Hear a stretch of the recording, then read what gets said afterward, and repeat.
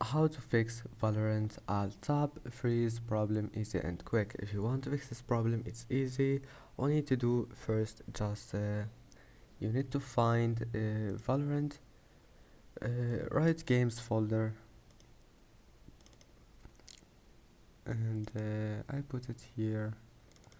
And after that, once you're here, all you need to do, just go to shooter game, and then go to binaries, Win64, and scroll down until you find here Valorant. Right click on it, and then properties. And now once you're here, go to compatibility and make sure to disable this option. You will find it like that, disable it and then enable it around this program as an administrator and click apply and OK. And that's it. After that, just close Valorant and open it again, and you will find that your problem is fixed. And that's it for today's video. Please don't forget to like, and see you in the next video.